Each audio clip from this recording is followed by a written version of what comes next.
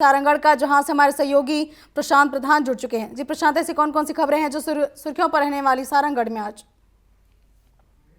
कमलेश्वरी, जैसे मैं आपको बताना चाहूंगा कि सारंगढ़ से जो खबरें अभी निकल करके आ रही है, सबसे पहले मैं बताऊंगा हमारे सारंगढ़ से तेज तर्रार कलेक्टर डॉक्टर संजय कन्नौजे ने जब से अपना पदभार ग्रहण किया है, तब से उनका एक रुख कड़ा रहा है। जो भी भ्रष्टाचारियों या जो भी काम पे ढील ढाल कर रहे हैं उनके ऊपर, और अक्सर उनका बैठक रहता है सभी विभागों को लेकर के। जैसे अभी उन्होंने खाद्य विभाग पर बैठक की, और सबसे बड़ी बात जो अभी जल जीवन मिशन के अंतर्गत अभी देखा जाए, जो कि एक बहुत बड़ी योजना चल रही है केंद्र सरकार की, जल जीवन मिशन के अंतर्गत अभी जितने भी पाइपलाइन निर्माण कार्य चल रहा है, जिसमें कि अक्सर ये हो रहा है सबसे ज्यादा कि हर जगह गड्ढे खोदे जा रहे हैं, पाइप डाला जा रहा है। कई जगह ऐसे हुए सालों भर हो गए गड्ढे खोदे हुए हैं, लेकिन उसके बाद भी उस पर न तो पाइप डाला गया है, न इसको बराबर किया गया है। इससे आम जनता को तो परेशानी हो रही है। उसके बाद अभी बरसात जब शुरू हुई और बरसात होने के बाद उसमें पानी भर रहा है, तो गड्ढों का पता नहीं चल रहा है, कई दुर्घटनाएं हो रही है। इन सब कार्यों को लेकर के कलेक्टर ने बैठक ली, सभी ठेकेदारों की बैठक ली, और ठेकेदारों को ये अल्टीमेटम दिया गया कि आप जल्द से जल्द अपना निर्माण, अपना कार्य जो है वो पूरा करें, और ना करें जो संज्ञान में नहीं ले रहे हैं जो ठेकेदार, इसके बावजूद भी, नोटिस के बावजूद भी ढील ढाल दे रहे हैं, उनको ब्लैक लिस्टेड किया जाएगा। फिलहाल एक ये बड़ी खबर रही है कि ठेकेदारों को अल्टीमेटम दिया गया है कि आप इतने दिनों के अंतर्गत अपना कार्य पूरा करें। अगर कार्य पूरा नहीं कर पाते हैं तो आपको अल्टीमेटम जो दिया जाएगा, ब्लैक लिस्टेड किया जाएगा, उसके साथ साथ जुर्माना भी भरा जाएगा।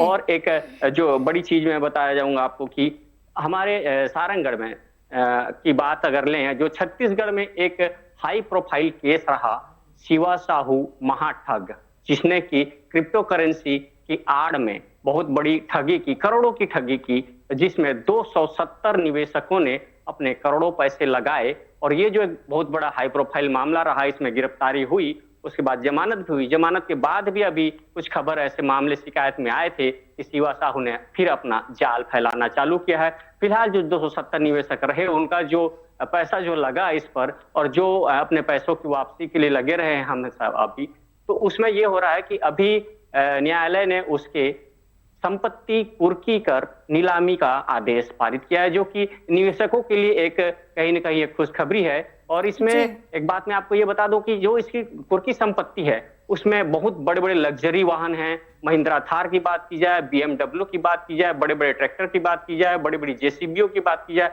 कई बस हैं, बहुत लग्जरी उसका जो गाड़ियों का काफिला रहा वो सब। और उसके बाद कई जगह इसने प्रॉपर्टी, जमीन खरीदी की है। ये सब मामलों में पुलिस का शिकंजा कसा है अभी इस पर।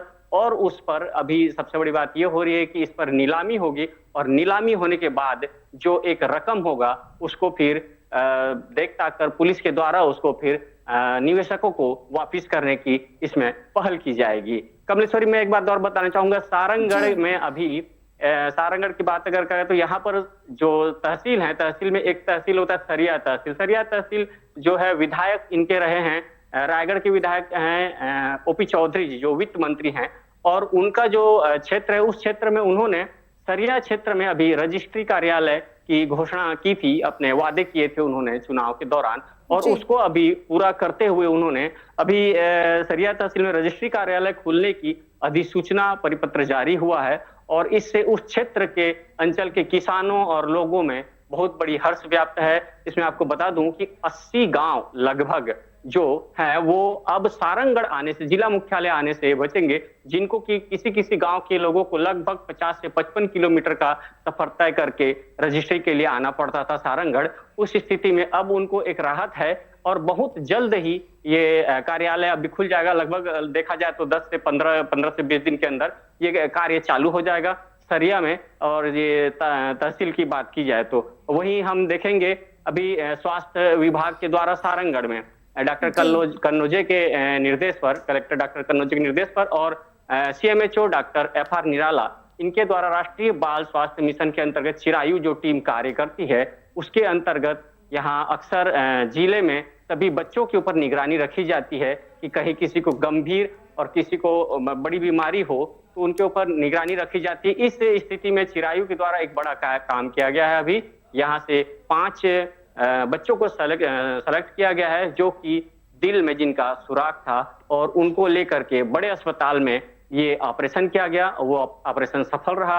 अब उनकी जिंदगी, उन बच्चों की जिंदगी भी एक सामान्य जिंदगी रहेगी, वो भी एक आम जीवन अब जी सकेंगे। ये स्वास्थ्य विभाग की ओर से एक बहुत बड़ी पहल रही सारंगढ़ में। और इस पर अगर हम इसके आगे बात हम देखें तो अभी फिलहाल जितने भी स्कूलों में यहाँ जो अभी ये किया गया, इस पर कई स्कूल ऐसे हैं जो जी। बंद किए गए, लेकिन उसमें भी सरिया में एक स्कूल को फिर से चालू किया गया है। चौहानपारा कहा जाता है, वहां पर ये स्कूल पर चालू किया गया। और वहां फिर हर्ष की ये बात है कि वो जो स्कूल बंद हुआ था, वहां से जो बच्चों को जो परेशानी हो रही थी दूसरे जगह जाने के लिए, वहां वो चालू हुआ। इसके बाद अगर अभी हम एक मौसम की बात करें, फिलहाल सारंगढ़ में बहुत लंबे समय से बारिश हो रही थी और बहुत जगह उफान पे थे नदी नाले। अब कुछ समय से, अभी कुछ दिन से धूप खिली हुई है, लेकिन आने वाले समय में अगर मौसम विभाग की ओर से देखें तो आने वाले समय में भी बारिश है। वहीं सारंगढ़ शहर में इस बारिश के दरमियान जी। सड़कों की जो हालत होती है, जो गड्ढे होते हैं, वो एक बहुत बड़ा मामला है। इसमें बहुत बड़ी राजनीति एक पेशकश रही है कि हमेशा यहाँ कांग्रेस ने ये कहा है कि सरकार ध्यान नहीं दे रही है, यहाँ डेवलप नहीं हो रहा है, विकास नहीं हो रहा है, सड़कों पर बहुत बड़े बड़े गड्ढे हैं। वही नगर पालिका को कई बार से जब ज्ञापन सौंपा जाता है तो नगर पालिका का ये कहना होता है कि कई जगह हमारे क्षेत्र अंतर्गत नहीं है, कुछ मुख्य मार्ग जो है वो एनएच के तहत आते हैं, वो एनएच के द्वारा देखा जाएगा। इस तरह से सारंगढ़ की जनता सड़कों से बहुत ही बेहाल है। जी कमलेश्वरी। जी बिल्कुल, अब देखने वाली बात होगी कि सारंगढ़ की जनता को इन गड्ढों वाली सड़कों से आखिर कब तक निजात मिल पाता है। फिलहाल तमाम जानकारियों के लिए आपका धन्यवाद प्रशांत। और हमारे सहयोगी प्रशांत प्रधान जिन्होंने बताया कि ऐसी खबरें जो सुर्खियों पर है। साथ ही आपको बता दें कि सारंगढ़ क्षेत्र में लगातार सड़कों में गड्ढे देखे जा रहे हैं, जिसकी वजह से क्षेत्र की जनता को काफी ज्यादा परेशानियों का सामना करना पड़ रहा है। लगातार क्षेत्र के जनप्रतिनिधियों तक ये बात पहुंचाने के बाद भी सड़क पक्कीकरण अभी तक नहीं हो पाई है। अब देखने वाली बात होगी कि आखिर क्षेत्र की जनता को कब तक पक्की सड़क मिल पाती है।